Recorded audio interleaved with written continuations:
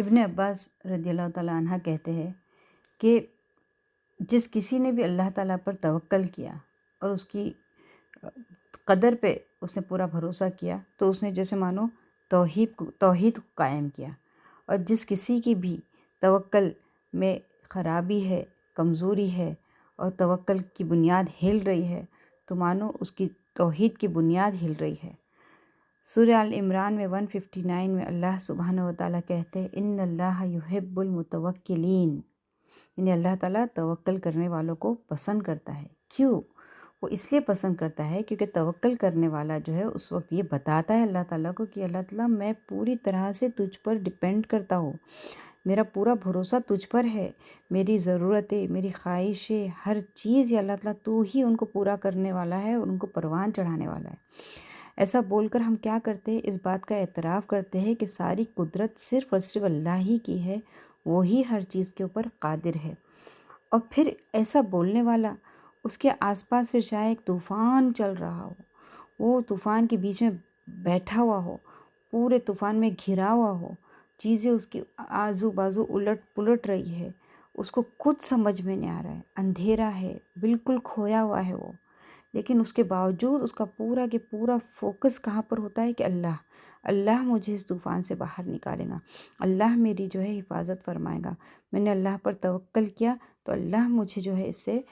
عزت سے اور پوری حفاظت کے ساتھ مجھے باہر نکالے گا۔ اور پھر یہ متوکلین جو ہے نا، ایسا انسان جو ہے اللہ تعالیٰ کا محبوب بن جاتا ہے، اللہ تعالیٰ اس کو پسند کرتا ہے۔ ابن قیم کہتے ہیں کہ 3 قسم کے توکل ہوتے ہیں۔ ایک توکل تو یہ ہوتا ہے کہ تم اللہ تعالیٰ کو اپنا ایجنٹ جانو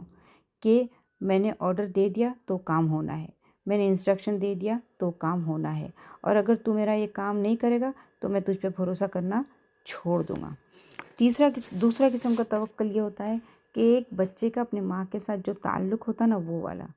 کہ اس کو پتہ ہے وہ بچے کو کہ وہ مجھ سے سب سے زیادہ پیار کرتی ہے، اور جب مجھے ضرورت ہوتی ہے تو سب سے زیادہ وہی میرے لیے کھڑی ہوتی ہے، وہ مجھے پیار بھی کرتی ہے اور مجھے سزا بھی دیتی ہے،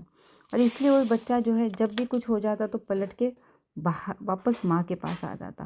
سب طرف کی دنیا ٹٹولنے کے بعد، سب کچھ دیکھنے کے بعد وہ پھر سے جو ہے اپنی ماں کے پاس واپس پلٹ کر آتا ہے، تو اس کا ماں کے اوپر اس کا پورا بھروسہ ہوتا ہے۔ اور تیسرا قسم کا جو توکل ہوتا ہے وہ ہے ایک مردہ انسان کا توکل۔ وہ کیسے؟ جب انسان مر جاتا، پوری زندگی ختم ہو جاتی، وہاں پر لیٹا ہوا ہے اور اس کو نہلا رہے ہیں، نہلاتے وقت اس کا پورا توکل ہے، اس کی جیسے ہاتھ اٹھا رہے، وہ جسے پیر اٹھا رہے، پورا توکل وہ نہلانے والے کے اوپر ہے، پورا بھروسہ اس کے اوپر ہے کہ وہ جیسا نہلائے گا وہ اچھا ہی نہلائے گا، اور میں اس کا موتی ہوں، میں کچھ بھی ہاتھ پیر ماروں گا تو اس کا کوئی فائدہ نہیں ہونے والا ہے۔ اور جب ہم کو یہ دیکھنا ہے کہ اب ہمارا توکل کون سا ہے، یہ والا توکل تو نہیں ہے کہیں نعوذ باللہ کہ اللہ تو ہمارا ایجنٹ ہے اور ہم جیسا بولتے ہیں ویسے تجھے کرنا ہے، ہم جیسے انسٹرکشنز دیتے ہیں تجھے کرنا ہے، اگر تو نے نہیں کیا تو ہم جو ہے تجھ پر توکل کرنا بند کر دیں گے۔ یا اس بچے کی طرح ہے کہ ہر کسی کے پاس جاتا ہے، ہر کسی سے مانگتا ہے، ہر کسی کو جو ہے اپنی دکھڑا روتا ہے، اور پھر جب کوئی جمتا نہیں، کچھ نہیں جمتا تو واپس اپنی ماں کے پاس آ جاتا ہے کیونکہ معلوم ہے الٹیمیٹلی میری ماں ہی مجھے سنبھالنے والی ہے۔ تو اسی طرح سے کہ اللہ تعالیٰ دنیا بھر میں جاتے، اس کے آگے ہاتھ پھیلاتے، اس کے آگے گڑ گڑاتے، اس کے آگے دکھڑا روتے، اور پھر بعد میں جب کچھ نہیں سمجھ میں آتا تو جائے نماز بچھا کے اللہ پہ بھروسہ کرتے اور اللہ پہ توکل کرتے۔ یا اس انسان کے جیسے جس نے اپنی زندگی جی لی اور اب نہلانے والے کے اوپر توکل کر رہا ہے کہ اللہ میں نے اپنی پوری محنت تو پوری کر لیا، میں نے پورے ہاتھ پاؤں مار لیا، میں نے پوری کوششیں کر لیا، اپنی طرف سے میں نے پورے جو مجھے سٹیپس اٹھانے تھے وہ پورے میں نے اٹھا لیا، اب یا رب تیرا کام ہے کرنے کا۔ تو یہ ہوتا ہے کمپلیٹ توکل، یہ ہے کمپلیٹ سبمیشن، اللہ تعالیٰ کے آگے پورا کے پورا سر خم کر دینا۔ اور جب کمپلیٹ توکل آتا ہے نا، جب پورا توکل آتا ہے، مکمل توکل آتا ہے، تو پھر محبت بھی جو ہے انکنڈیشنل ہو جاتی ہے۔ تو پھر انسان یہ نہیں سوچتا کہ یہ میں نے تو توکل کیا تھا تو اب یہ کام تو نہیں ہوا،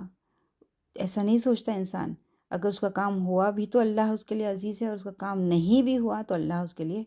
عزیز ہے۔ تو اب ہم کو یہ دیکھنا ہے ہمارا توکل کون سا والا ہے۔